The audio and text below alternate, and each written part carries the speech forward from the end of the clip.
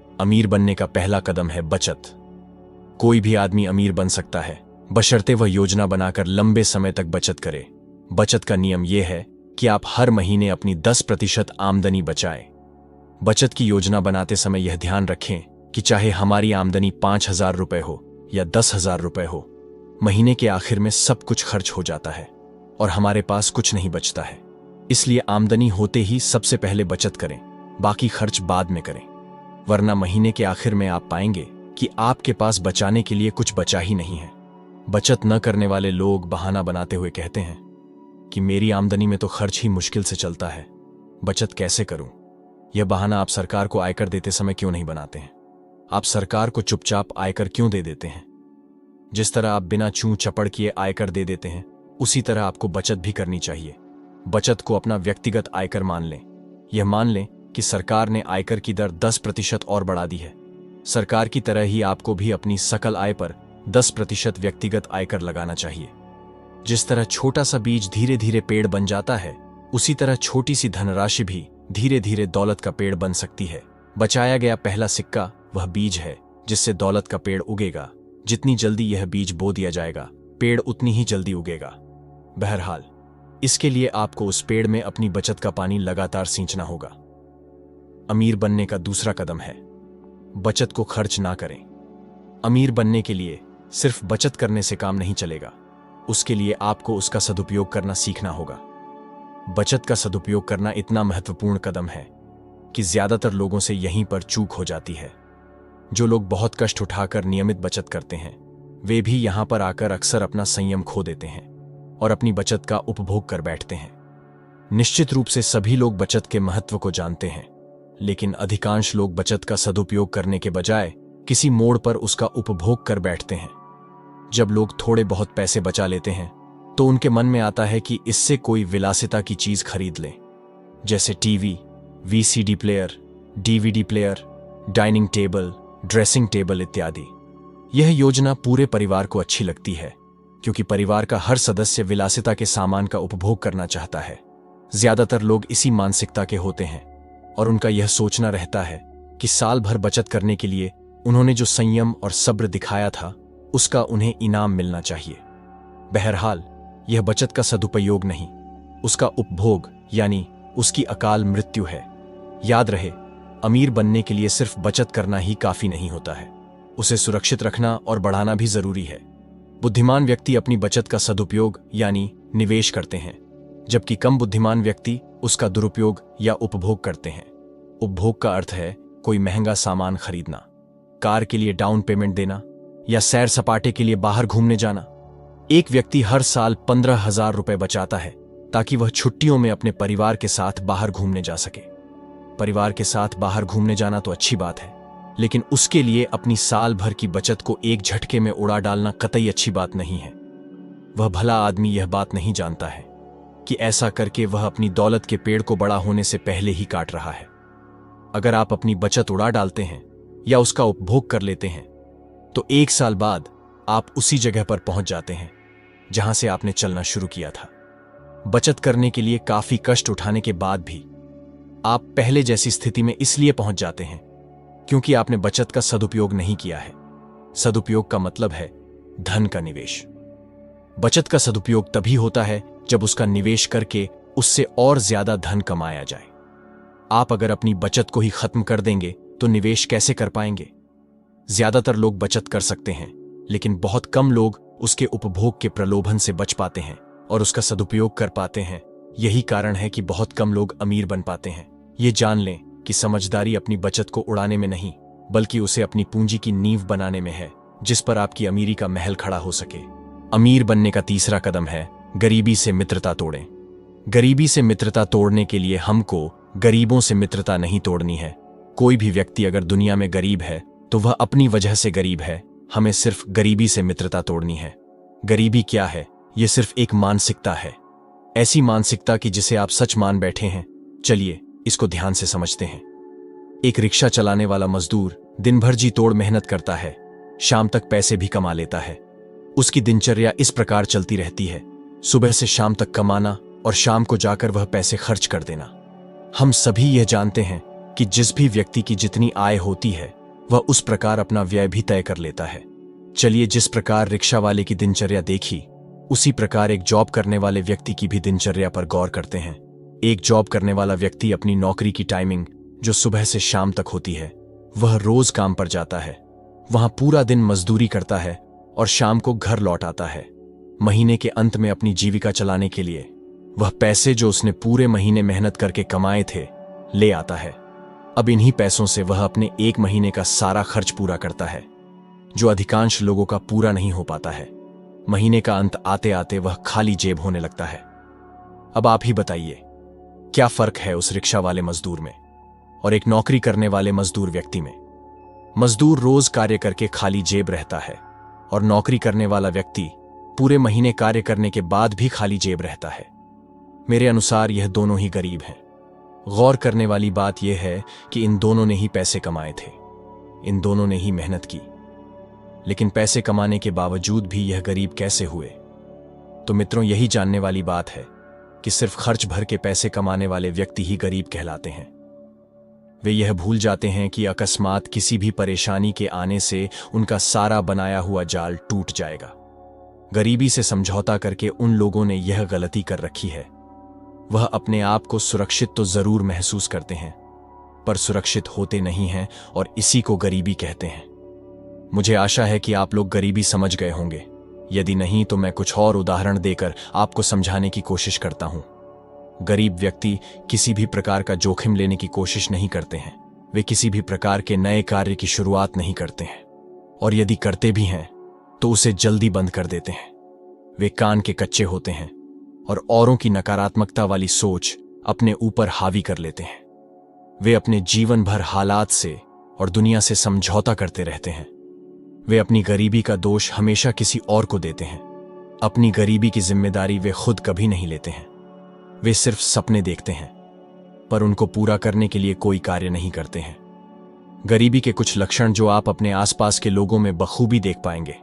हो सकता है इन लक्षणों से आप अवगत हो और यह लक्षण आप में भी पाए जा सकते हैं। यदि ऐसा है तो इन लक्षणों की पहचान जल्दी करें और जल्द ही इससे छुटकारा पाने के लिए कार्य शुरू करें।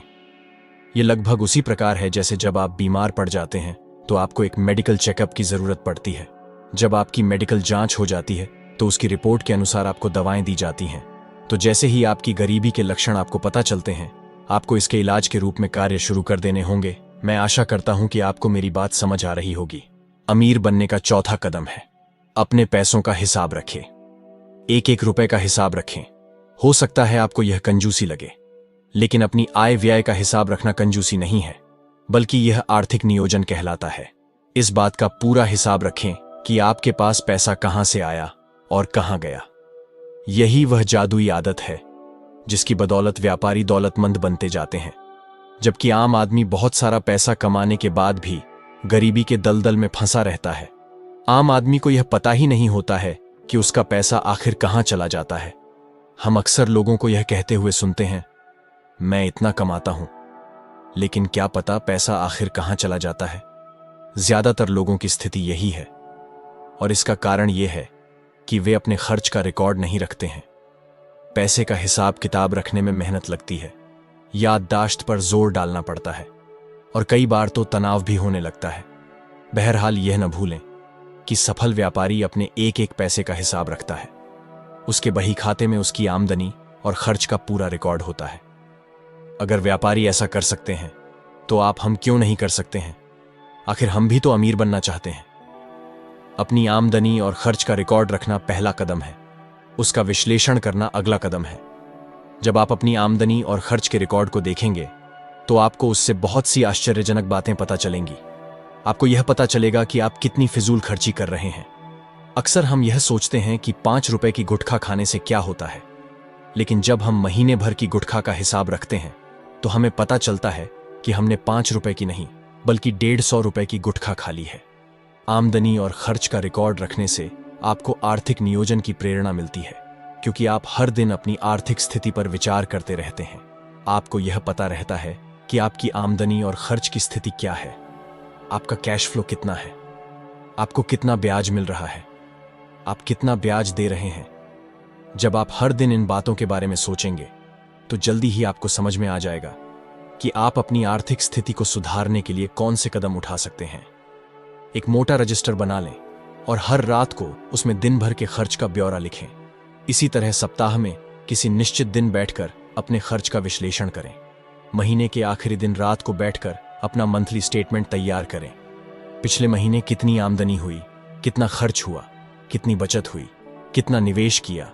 फिर व्यय का ब्यौरा प्रमुख वर्गों में विभाजित कर लें, जैसे बचत, निवेश, स्वास्थ्य, शिक्षा, किराना, फल, सब्जी, दूध आदि। इसके बाद अपने अगले महीने का अनुमानित बजट बनाएं। जब आप बजट बनाएंगे और उसके हिसाब से खर्च करने की कोशिश करेंगे तो आपको हर दिन चुनौती का एहसास होगा और पैसा बचाना एक ऐसा खेल बन जाएगा जिसमें आपको मजा आने लगेगा। अमीर बनने का 5वां कदम है कर्ज से बचें। कर्ज लेने से बचें, क्योंकि कर्ज गरीबी की तरफ ले जाता है। अगर अमीर बनना पहाड़ की चोटी पर पहुंचने की तरह है तो कर्ज लेना घाटी में गिरने की तरह है।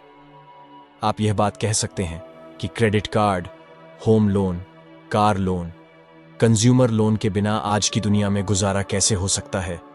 इसके अलावा आसान किस्तों पर अगर कार, मकान, कंप्यूटर सब कुछ मिल रहा है तो फिर क्यों ना खरीदा जाए। आखिर इतनी बड़ी रकम कोई एक मुश्त कैसे जोड़ सकता है। आप चाहे जो कह लें, पुराने जमाने के लोग ज्यादा सही थे जो यह मानते थे कि कर्ज शैतान का दूसरा नाम है। सच तो यह है कि कर्ज 2 प्रकार के होते हैं, अच्छा कर्ज और बुरा कर्ज। बुरा कर्ज वह होता है जिसे आप उपभोग या विलासिता के सामान खरीदने के लिए लेते हैं और जिससे आपको भविष्य में किसी आमदनी के होने की कोई उम्मीद नहीं होती है। क्रेडिट कार्ड के कर्ज से खरीदे जाने वाले ज्यादातर सामान या कार जैसी विलासिता की चीजें इसी श्रेणी में आती हैं। पर्यटन, मनोरंजन या शान शौकत के दिखावे के लिए लिया जाने वाला कर्ज बुरा इसलिए होता है क्योंकि इससे आप अपनी भावी आमदनी को गिरवी रख देते हैं और अपनी आर्थिक कब्र खुद खोद लेते हैं। अभी खरीदो, बाद में आसान किस्तों में पैसे दो का प्रलोभन बहुत ही आकर्षक होता है, जिसके जाल में ज्यादातर लोग फंस जाते हैं। बहरहाल, यह बात हमेशा ध्यान रखें, चाहे कंपनियां या बैंक कितने भी सुनहरे वादे कर लें, कोई भी कर्ज मुफ्त में नहीं मिलता है। आपको इसकी बहुत ज्यादा कीमत चुकानी पड़ती है। ज्यादातर लोग कर्ज के जाल में इसीलिए फंस जाते हैं क्योंकि उनके देखने का दायरा बहुत छोटा होता है। वे वर्तमान से ज्यादा आगे तक देख या सोच ही नहीं पाते हैं। वे यह समझ ही नहीं पाते हैं कि वे कर्ज लेकर चक्रवृद्धि ब्याज की शक्ति के शिकार हो रहे हैं। वर्तमान उपभोक्तावादी युग में अधिकांश लोग सोचते हैं, जब तक जवानी है तब तक खा पी लो और मजे कर लो, कल किसने देखा है। लेकिन कल हमेशा आता है और चूंकि उन्होंने चक्रवृद्धि ब्याज की शक्ति का दुरुपयोग किया है, इसलिए वे कर्ज के दलदल में गले तक धंस जाते हैं। वैसे आपको यह बात पता होनी चाहिए कि कर्ज हमेशा बुरा नहीं होता है। कई बार कर्ज अच्छा भी होता है। जैसे अगर आप 5% के ब्याज पर उधार लेते हैं और उस रकम से 10% कमाते हैं तो यह अच्छा कर्ज है। इसका एक काल्पनिक उदाहरण देखें। एक व्यक्ति 5 लाख रुपए का लोन लेकर मकान बनाता है और उसमें 3 किराएदार रख लेता है जो हर महीने 2-2 हजार रुपए मकान किराया देते हैं। इसका मतलब है कि वह व्यक्ति 5 लाख रुपए के लोन पर बैंक को 8% ब्याज दर से 40,000 रुपए ब्याज दे रहा है, जबकि उसे हर साल 72,000 रुपए की आमदनी हो रही है। इस तरह का कर्ज अच्छा कर्ज कहलाता है। अगर आप अमीर बनना चाहते हैं तो आपको बुरा कर्ज लेने से बचना चाहिए। यह तर्क न दें कि दूसरे लोग तो शान से कर्ज ले रहे हैं तो फिर आप क्यों न लें। अगर दूसरे लोग कुएं में कूद रहे हैं तो यह जरूरी तो नहीं है कि आप भी उसमें बिना सोचे समझे कूद पड़े। अमीर बनने का 6वां कदम है संयम बनाकर जीत की ओर बढ़े। दोस्तों, हमारे साथ एक सबसे बड़ी समस्या जो होती है वह होती है कुछ भी जल्दी से जल्दी पाने की समस्या। हम कोई भी काम जैसे ही शुरू करते हैं हमें उसका फल जल्द से जल्द चाहिए होता है। हम में हमेशा से ही संयम की कमी रहती है। संयम एक साधना के अनुसार होता है। जैसे साधना करते हुए आपको अपने आप को शांत और स्थिर रखना होता है, ऐसे ही संयम बनाकर किसी भी कार्य को शांत और स्थिर मन के साथ किया जाता है। हम सभी ने कहावत के रूप में एक बात सुनी है, जल्दी का काम शैतान का होता है। तो फिर हम किसी कार्य का फल जल्द से जल्द क्यों चाहते हैं। सभी कामों में समय सीमा जरूर होनी चाहिए, उससे हमें निर्धारित समय में काम करने में आसानी होती है। हमें कोशिश करनी चाहिए कि हमारा जो निर्धारित समय मिला हो हमें काम उससे पहले ही खत्म कर लेना चाहिए।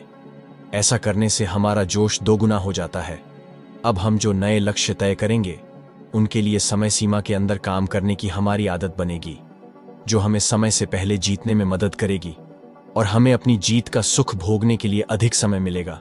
संयम वह तरीका है जो आपको हड़बड़ाहट से बचा ले जाएगा, आपको हारने से बचाएगा और आपको जीत की ओर ले जाएगा। हम सभी ने खरगोश और कछुए की कहानी सुनी है। हम सभी को पता है कि खरगोश ने जल्दबाजी की और हार का मुंह देखा, जबकि कछुआ संयम के साथ सिर्फ अपने काम में लगा रहा और अंततः विजय कछुए की ही हुई। दोस्तों, मैं काम को धीरे धीरे करने की सलाह बिल्कुल नहीं दे रहा हूं। मैं आपको सिर्फ और सिर्फ काम में संयम बनाए रखने के लिए कह रहा हूं। हम सभी जानते हैं कि संयम के साथ किए गए सभी कार्य सही सही हो जाते हैं। यदि हम खान पान पर संयम रखें तो ना ही हम कभी मोटापे, थकान, अनिद्रा आदि बीमारियों के शिकार होंगे। यदि हम संयम से व्यायाम करें तो भी यह हमारे शरीर को बहुत सारे फायदे पहुंचाता है। संयम रखकर शराब तक पीना, शराब जैसी बुरी चीज को आपके शरीर के लिए एक दवा के रूप में बदल देता है। संयम वह जादू है जो बुरी चीजों को भी अच्छे में बदल देता है। आप सभी अच्छे और बुरे में फर्क समझते हैं। हम अधिकतर अपने रिश्ते भी सिर्फ और सिर्फ संयम की वजह से खराब कर लिया करते हैं। बस जल्द से हम लोग किसी निर्णय पर पहुंचने के लिए रिश्ते को खत्म करने को ही सबसे आसान तरीका समझते हैं।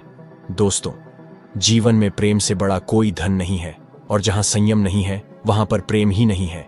संयम आप में प्रेम, क्षमा, दयालुता आदि गुण भर देता है। संयम आप में से लोभ, ईर्ष्या, मानसिक विकार, क्रोध आदि दुर्गुण समाप्त कर देता है।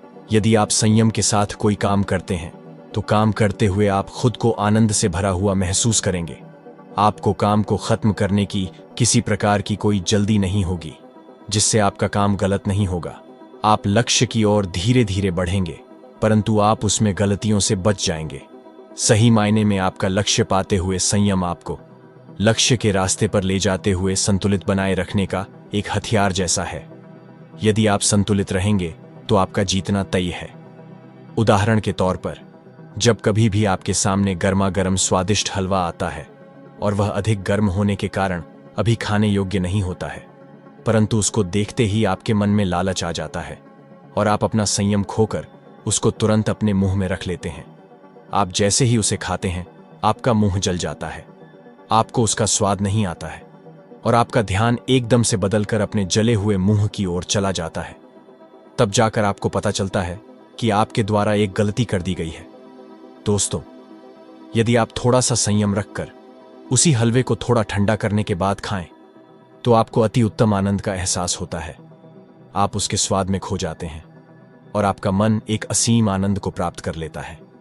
देखा दोस्तों, संयम का जादू, एक ही चीज को इसने कुछ ही समय में अच्छा और बुरा बना दिया। कुछ देर पहले बहुत अधिक गर्म होने के कारण जो हलवा खराब हो गया था या जिसने हमारे मुंह को जला दिया था, जिससे हमें नफरत होने लगी थी, थोड़ा ठंडा कर कर खाने पर वही हलवा हमारे लिए एक स्वादिष्ट भोजन का रूप ले लेता है। ऐसा ही जादू आपको आम जीवन में भी प्राप्त होगा। चलिए एक उदाहरण से समझते हैं। मान लीजिए आपके किसी साथी से कोई कार्य करते हुए कोई गलती हो जाती है। हम सब मनुष्य ही गलती करते हैं। ऐसा कोई व्यक्ति नहीं है जो कभी कोई गलती नहीं करता हो। हम सभी के द्वारा गलतियां की जाती हैं। कहावत के अनुसार यही माना जाता है कि मानव तो गलतियों का पुतला है। चलिए फिर से बात पर आते हैं। आपके एक साथी द्वारा एक गलती कर दी गई और यदि आप उससे सीनियर हैं तो आप उसकी गलती के लिए उसको भला बुरा कहने लगते हैं। कई बार गलतियां बहुत छोटी होती हैं जिनको नजरअंदाज किया जा सकता है, परंतु हम ऐसा न करके अपने औहदे और अपनी ताकत का प्रयोग करके उसे नीचा दिखाते हैं। अपने से नीचे काम करने वाले लोगों को नीचा दिखाने में हम कोई कसर नहीं छोड़ते हैं।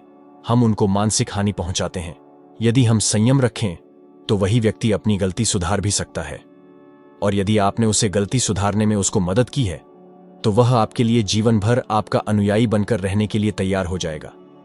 संयम का जादू फिर से एक बार देखा। आपने वही व्यक्ति, वही गलती, बस संयम द्वारा उसके साथ निपटने का तरीका ही सब कुछ है। संयम ने आपका क्रोध दिखाने या बचाने में आपको सहयोग किया। यदि आपने क्रोध दिखाया तो आप अपना काम करने वाला साथी खो देंगे, और यदि आपने बचाने वाला तरीका अपनाया तो आपको एक अच्छा साथी मिल जाएगा। हम सभी सामाजिक प्राणी हैं। हम सभी से गलतियां होती हैं। गलती करना कभी भी कोई बुरी बात नहीं है, पर गलती से न सीखना सबसे बुरी बात होती है। जो व्यक्ति गलती नहीं मान सकते हैं उनसे बड़ा मूर्ख दुनिया में कोई नहीं होता है। मित्रों, गलती करना बहुत आसान काम है, पर गलती को मानना बहुत मुश्किल काम है, जो कुछ ही हिम्मती लोग कर पाते हैं। मैं जानता हूं कि आप में से बहुत सारे हिम्मत वाले लोग यह किताब सुन रहे हैं। संयम के जादू को सीखे। संयम के साथ कार्य करने में आपको कार्य करने में आनंद आएगा। आप अधिक से अधिक मित्र बना पाएंगे। आप काम को समय से पहले खत्म कर पाएंगे, क्योंकि संयम से आप जो भी निर्णय लेंगे वह आपके काम के प्रति ऐसा उपहार आपके लिए लेकर आएंगे जो अविश्वसनीय होगा और जो आपको हैरान कर देगा। अमीर बनने का 7वां नियम है, सारा जहां आपका है। जी हां दोस्तों, अब आप सारे नियम सीख चुके हैं। कुछ नियम हमने आपको इस किताब के माध्यम से आप तक पहुंचाए हैं और कुछ नियम आप जीवन में खुद बनाएंगे। बस दोस्तों, इतना ही याद रखना है कि नियम कुछ भी हो, आपको आपकी जीत तक पहुंचाना हम सबका लक्ष्य है। आपकी कामयाबी ही मेरी और आपकी जीत है। जी हां दोस्तों, हम सभी जब किसी ट्रेनिंग के बाद काम करने उतरते हैं तो पहले हमारा एक टेस्ट होता है, जिसको पास करने के बाद हमको एक सर्टिफिकेट दिया जाता है। वह सर्टिफिकेट यह बताता है कि हमने जो भी कुछ पढ़ा और सीखा है, अब आप सीख चुके हैं और अब आप उसके आगे का कार्य करने के लिए तैयार हैं। जैसे मैंने कुछ नियम इस पुस्तक में आपको सिखाए हैं, उसके अनुसार अब आप जीवन में कुछ भी कामयाबी और कुछ भी पाने की कला सीख गए हैं। वह पैसा हो सकती है, वह आपके जीवन का कोई लक्ष्य हो सकता है, वह बहुत अच्छी नौकरी हो सकती है, वह आपका बिजनेस शुरू करने का सपना हो सकती है। मतलब दोस्तों, ऐसा कुछ भी जो आपने अभी तक सिर्फ अपने सपनों में बसा के रखा हुआ था, पर आप उस पर कार्य नहीं कर पाए थे। मेरी बुक समरी द्वारा मुझे आपको आपके सपने को जीने के लिए तैयार करना था। मैं आशा करता हूं कि आप इन नियमों द्वारा अपने जीवन के वह सभी सुख भोग पाएंगे जो आप चाहते हैं। यह पुस्तक सिर्फ और सिर्फ आपको जगाने के लिए ही लिखी गई है। दोस्तों, पुस्तकें तो बहुत सारी लिखी जाती हैं, आपके द्वारा पढ़ाई भी जाती है, पर आपके जीवन में बदलाव जो भी पुस्तक ला पाए, वही पुस्तक आपके लिए सबसे महत्वपूर्ण बन जाती है। एक सुंदर सी लाइन जो मैंने कहीं पर पढ़ी थी कि जीवन में अच्छा ज्ञान आप अर्जित करेंगे, परंतु यदि आपको उस ज्ञान का प्रयोग करना नहीं आता है तो वह सारा ज्ञान कूड़े के समान है। दोस्तों, यह नियम जो भी मैंने इस पुस्तक में आपको बताकर जगाने की कोशिश की है, वह आपके लिए खुशियां तब लेकर आ पाएंगे जब आप इन नियमों का पालन करके अपने जीवन में बदलाव की कोशिश करेंगे। यदि आप ऐसा ना कर सके तो मेरा पुस्तक लिखना बेकार हो गया और आपका पुस्तक पढ़ना बेकार हो गया। तो दोस्तों, आज की ऑडियो बुक यहीं पर समाप्त करते हैं और आपसे मिलते हैं किसी और नई ऑडियो बुक के साथ। तब तक रखिए अपना बेहतर ख्याल। जय हिंद, जय भारत।